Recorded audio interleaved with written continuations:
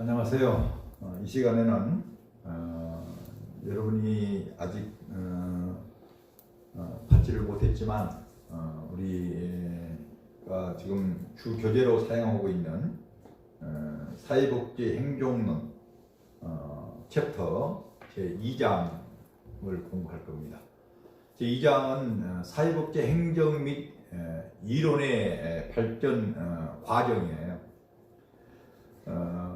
이 사회복지 행정 및 이론의 발전 과정을 보면 우리가 이제 이번 이 교재를 가지고 수업을 할 내용은 두 나라의 역사를 살펴봄으로써 수업을 하려고 합니다. 첫째는 미국 사회복지 행정의 역사, 두 번째는 한국 사회복지 행정의 역사에 대해서 공부를 할 것입니다. 그러면 이제 첫째 미국 사회복지 행정의 역사를 보면요, 미국 사회복지 행정을 우리가 5 단계로 구분을 해서 공부를 하도록 하겠습니다. 첫째는 명목상의 인정 단계, 두 번째는 사실상의 인정 시기, 세 번째는 정책이, 네 번째는 도전과 발전기, 다섯 번째는 새로운 도전의 단계에 대해서 공부를 하겠습니다.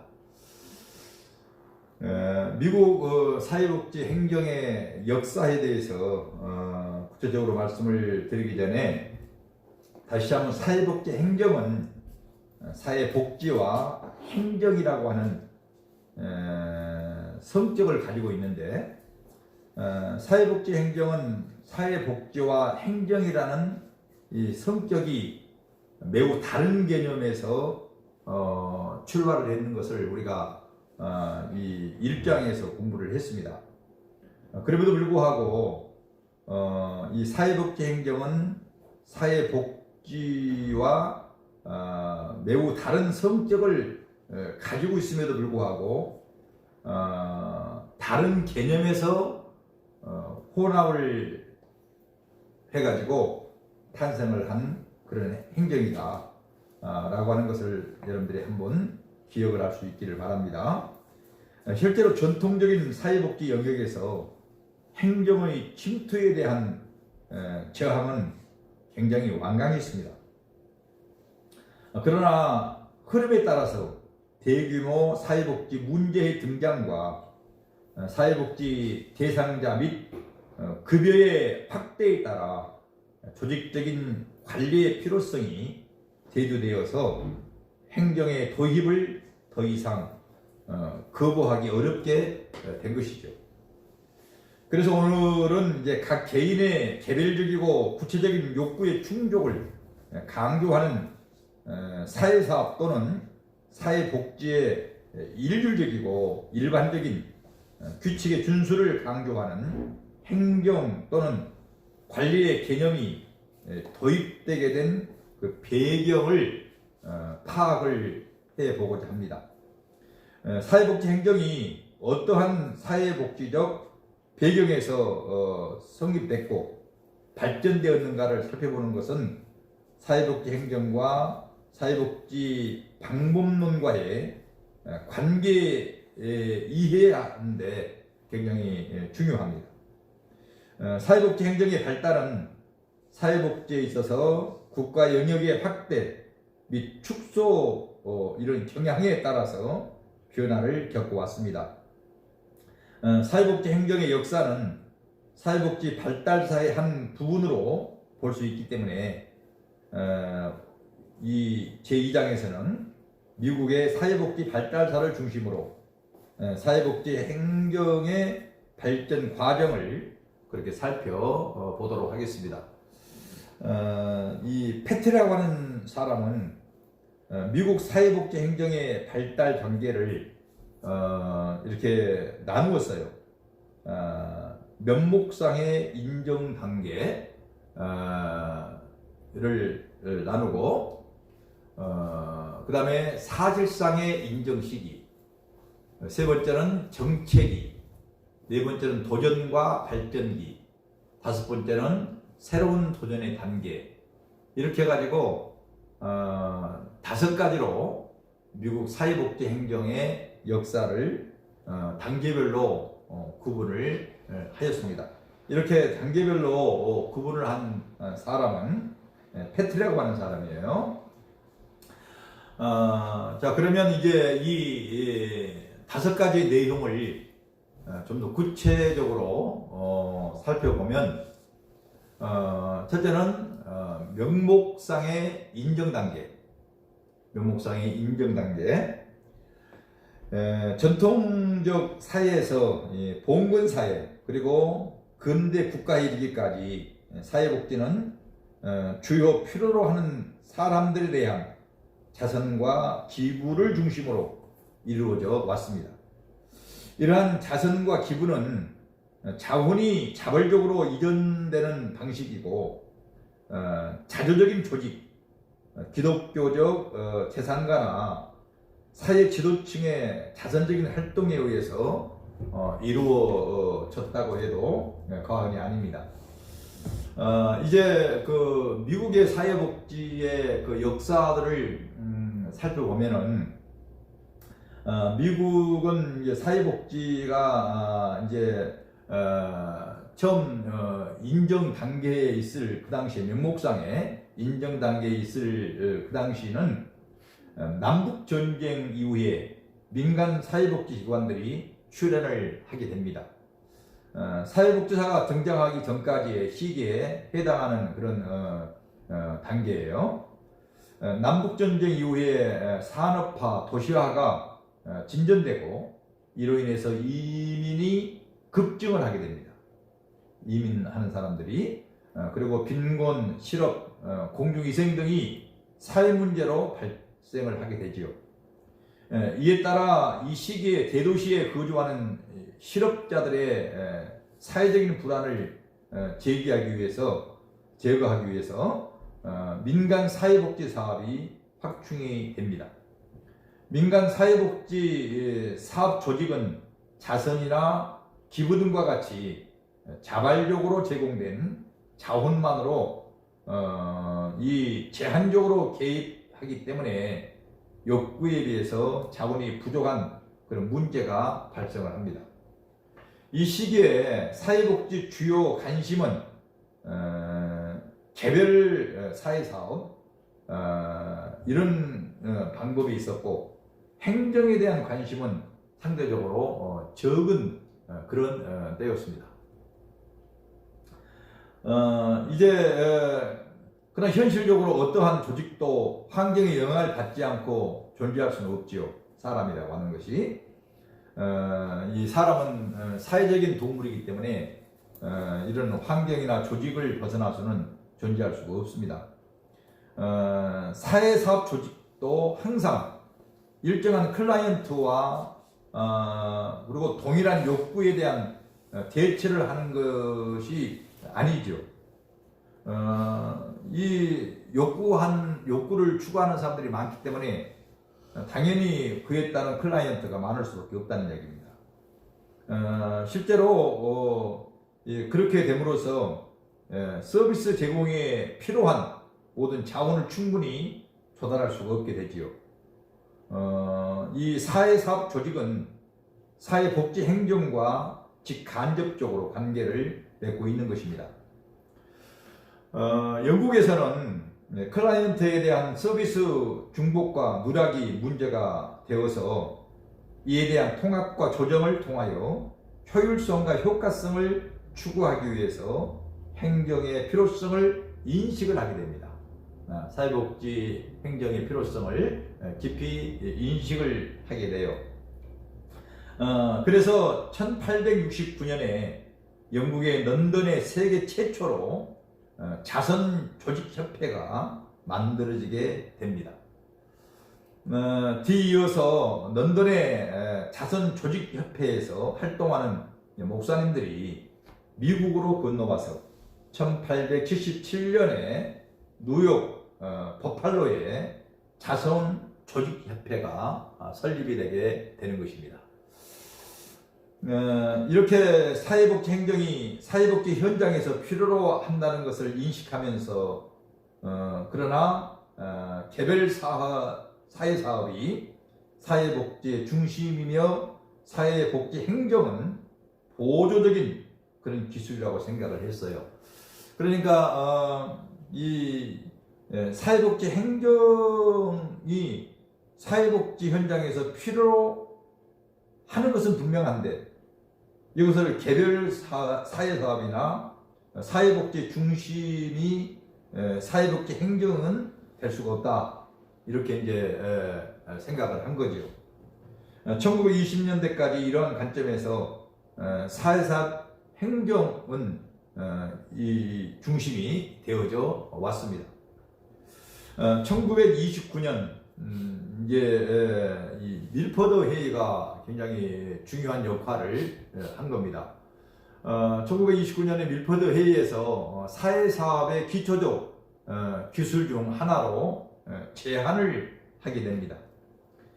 그래서 지역사회복지와 더불어서 기본적인 사회복지 실천 방법으로 인정되기에 이르게 됩니다. 그렇지만 이 시기에 사회복지 근간은 여전히 개별 사회사업이 되었습니다. 사회사업 행정은 개별 사회사업을 위한 하나의 기술로 간주되고 있었죠. 기술직이지 이런 이제 사회사업의 어떤 행정의 전문직으로는 인정을 안 한 거예요. 이제 그렇게 되어지다가 점점 일부 대학에서 이제 교과 과정으로 이제 이 사회복지 행정이라고 하는 교과 과목이 채택이 되기도 합니다. 그래서 1914년도에 이제 교과 과정으로 대학에서 이렇게 사회복지 행정이라는 과목을 채택을 해서 이제 수업을 받도록 그렇게 한 것입니다. 이제 행정 업무나 행정가의 역할 등을 구체적으로 이제 이렇게 다루어야 될 텐데 이때 당시까지는 굉장히 미비한 상태, 그런 상황에 있었던 겁니다. 그리고 이제 그러다가 사실상의 이제 인정 시기가 오게 됩니다. 인정 시기는 1935년에서 1950년대로 우리가 봐야 하는데요. 이때는 이제 미국에 어떤 일이 발생을 하냐면 미국뿐만 아니라 전 세계적으로 이런 일이 발생을 합니다. 1920년대에 말이죠. 전 세계적으로 경제 대공황이 발발을 하게 됩니다. 그러므로 말미암아 이제 생산된 제품은 판매되지 못하고 재고가 쌓여가고 공장은 문을 닫게 되었으며 대규모의 실업이 발생을 합니다. 대부분의 실업자는 빈곤층으로 전락을 하고 이제 구매력의 감소로 이어져서 상품의 판매나 생산의 축소로 나타나고 이것이 다시 실업으로 유발되는 악순환이 계속되는 거죠.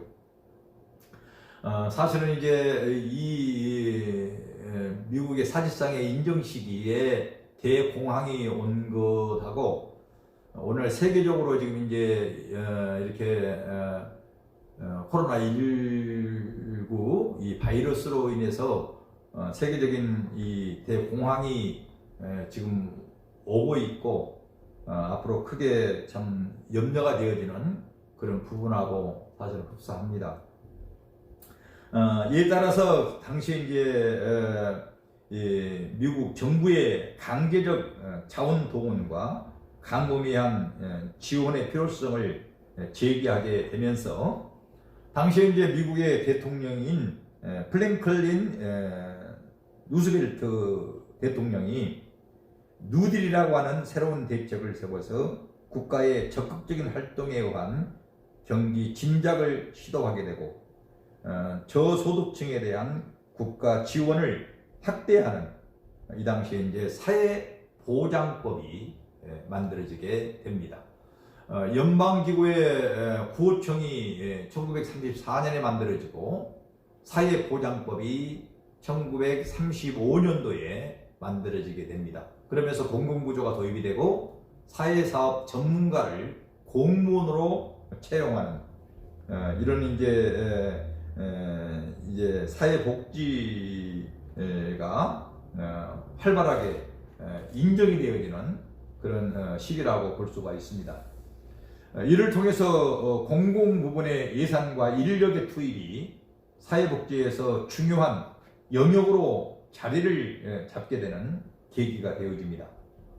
미국의 이러한 사례는 우리나라에서 이제 앞서도 말씀드렸지만 이제 코로나19 이 바이러스로 인해서 지금 이런 대공황 상황이 올 것이라고 하는 예상을 하게 되고, 또 일찍이 우리나라가 경험을 한 적이 있죠. IMF 경기 위기에 따라서 국민 기초 생활보장법이 그때 만들어집니다. 우리 IMF 때 국가 국민 기초 생활보장법, 그 당시가 1999년도입니다. 이때 제정이 되고 공공부조가 확대가 되면서 사회복지 전문요원 제도가 이제 만들어지게 됩니다. 또한 사회복지 전담 공무원도 만들어지게 되고 공개적인 개입이 확대된 이런 상황과 유사하지요. 그래서 이제 우리나라는 사실상 이제 IMF를 통해서 국민 기초생활보장법이 만들어지고 또 사회복지 전담 공무원도 세워지고 이렇게 하면서 우리나라도 이제 이 IMF를 통해서 사실은 사회복지가 굉장히 발전이 되었다고 해도 과언이 아닙니다.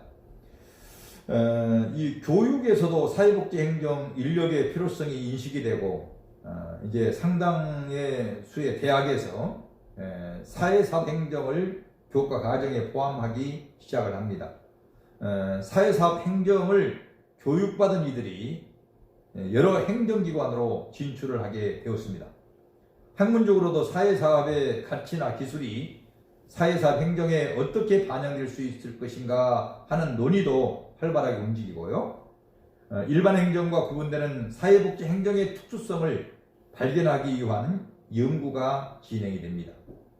사회복지 행정은 사회사업의 방법들과 동등한 위치에서 발전하기 시작했으며 사회복지의 주도적 위치를 차지하기 위한 사회사업의 방법들과 또한 자리다툼을 멈추지 않기도 했습니다. 그래서 보면은 이제 굉장히 이렇게 우리가 이제 사회복지 행정을 공부하다 보면 이제 사회복지의 행정이 자리를 잡는 데에는 참 많은 어려움이 있었다 하는 것을 우리가 알 수가 있습니다. 그런데 이제 미국 사회복지 역사를 보면 세 번째 이 1960년도에서 1970년도에 있었던 이런 사건들인데요. 이제 사회복지가 이렇게 많이 발전을 해왔어요. 그 항진적인 발전 내용들을 보면 사회복지 사협회가 이렇게 사회복지 행정의 연구소 또 후원 사회사업행정위원회 이런 것들이 설립이 된 것은 굉장한 발전입니다. 그리고 사회복지협의회 행정 논문들이 발표가 되는 것은 이제 연구하는 사람들이 많아지고 했다고 하는 것은 굉장히 중요한 일이고요. 또 사회사업교육위원회 정책과 행정 교육을 강조하는 이런 부분들이 굉장히 상징적 발전이라고 볼 수가 있습니다. 근데 이제 이런 발전들이 지속적으로 계속 되어졌으면 좋은데 미국의 사회복지 행정의 역사를 보면 그러지를 못했어요. 사회복지 행정에 대한 불신이 생기게 됩니다. 이제 1930년대 이후에 사회복지 행정은 상당히 발전을 했어요. 참 고무적인 일이지요. 공공구조에 대한 범위가 대도시에서 농촌지역으로 확대되고 사회복지사의 상담활동의 비용을 지불하여서 공공복지 행정과와 사회복지사 인력의 수요와 활동이 촉진이 되었습니다. 뿐만 아니라 당시의 흑인 인권운동, 반전운동, 복지운동 등의 민주화운동이 활발하게 진행이 되었고요. 다양한 사회활동과 관련 기관들이 출연을 하고 정부가 지원하는 지역사회 정신보건원의 출연과 확축은 사회복지 행정의 필요성을 증대시켰던 그런 때입니다.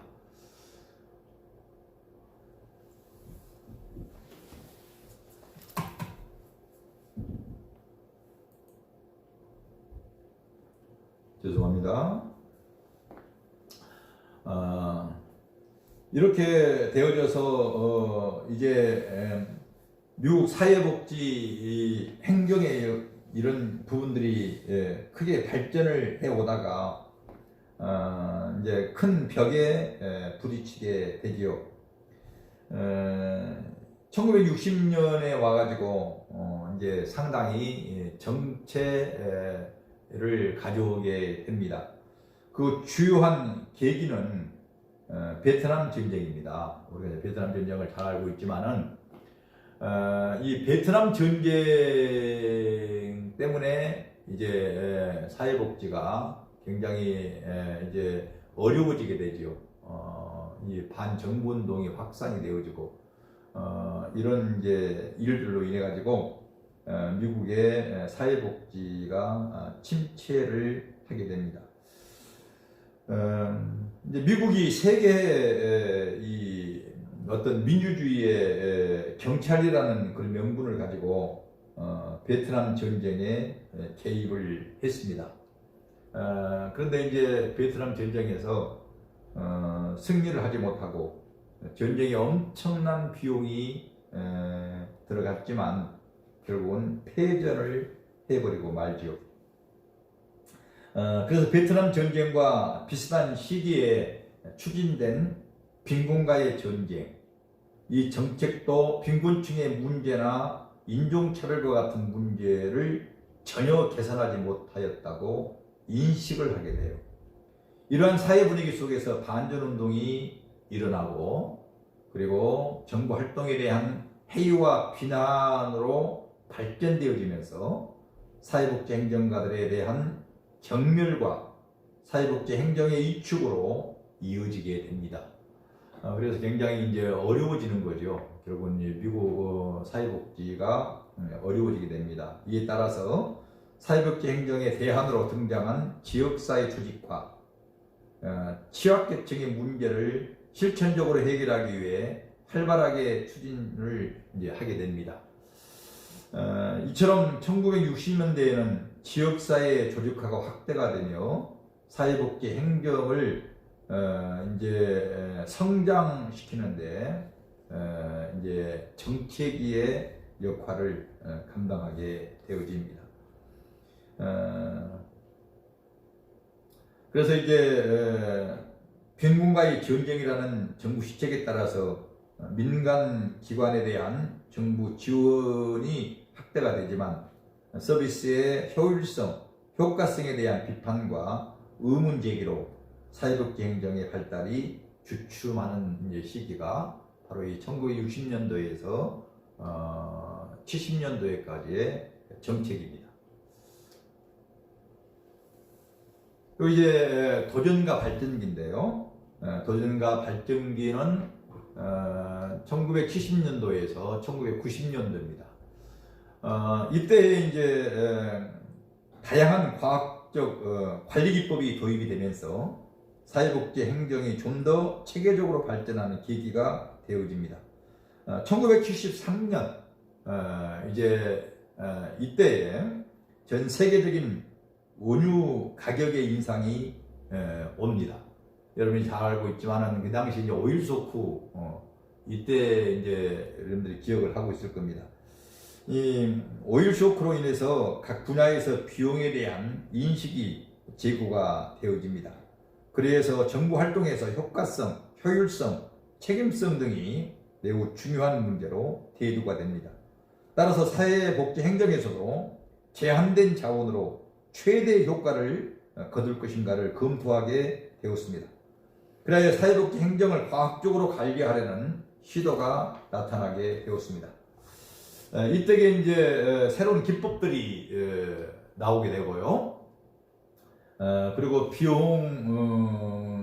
비비용적인 이 비용 형편 이런 분석들이 이제 활발하게 이루어지게 됩니다. 또 프로그램의 예산 제도가 생기게 되고 프로그램 기획 법이 또 사회복지 행정의 분야에 대한 이런 것들이 도입이 되면서 적용을 하게 됩니다. 1970년대 중반에는 미국 사회복지협회가 만들어지게 되고 또 미국 사회복지협의회가 만들어지고 또 사회복지 행정을 이론적 교육적인 관점에서 체계화하려는 노력이 나타나게 됩니다. 이 시기에 사회복지 행정은 학술적인 면에서도 체계가 확립되었는데 사회복지 행정을 다루는 전문 학술지가 이제 만들어지게 되고 또 뿐만 아니라 이제 1973년도에 와가지고는 교육 분야에서도 이제 사회복지 행정으로 전공을 채택하는 대학이 늘어나기 시작을 했고 이 당시 이제 84개 대학에서 사회복지 행정을 전공 과목으로 채택을 하게 되었다고 합니다. 이러면서 이제 학문적인 연구가 활발하게 되다 보니까 결국은 이제 굉장히 사회복지 행정이 발전을 하게 되는 이런 일이 생기게 된 거죠. 1980년대에는 네이거노믹스 또 대체리즘 등으로 대표하는 신보수주의가 등장을 하게 됩니다. 이 시기에 사회복지 행정가는 프로그램에 대한 평가, 비용의 효과 분석, 자원 등의 자원 동원을 하는 것들에 능력을 필요로 하게 되었습니다. 이와 같이 실전 현장에서 사회복지 사업의 필요성을 일찍부터 인식을 했지만 미국에서는 지체된 발전 과정을 경험하게 되었습니다. 그 이유는 두 가지로 나누어서 생각을 할 수가 있는데 첫째는 개인주의와 보수주의적 성향이 강하게 국가의 활동이 강화되는 것으로서 여기에 대한 거부감으로 행정을 공식적으로 인정하는데 시간이 소요되었기 때문입니다. 두 번째는 사회사업은 전문직이 주도한 대인치료적 개입 성향이 강하여 소득 보장 등의 정책이나 제도적 개입에 소극적이기 때문에 이렇게 조금 이제 이 침체된 이런 부분들도 없지 않아 있습니다. 어쨌든 이제 이 도전과 발전 기회를 통해서 여러분들이 이제 미국의 사회복지 발전을 조금 더 여러분들이 살펴볼 수가 있었습니다. 오늘 여기까지 수업을 하고 이제 이 4주차가 3강이 돼야 되는데 오늘은 2강까지만 이렇게 올렸습니다. 이제 3강을 이번 주 중에 올려서 4주차 강의를 마무리하려고 합니다. 아무쪼록 여러분 비대면을 통해서 저도 이렇게 비대면을 해가지고 강의를 하려고 하니까 힘들어요. 여러분들도 힘들겠지만 어떤 강의를 한 번쯤은 꼭 들으시고 여러분 건강관리 잘 하셨다가 이제 학교에서 대면 강의로 건강한 모습으로 볼 수 있기를 바랍니다. 네, 감사합니다.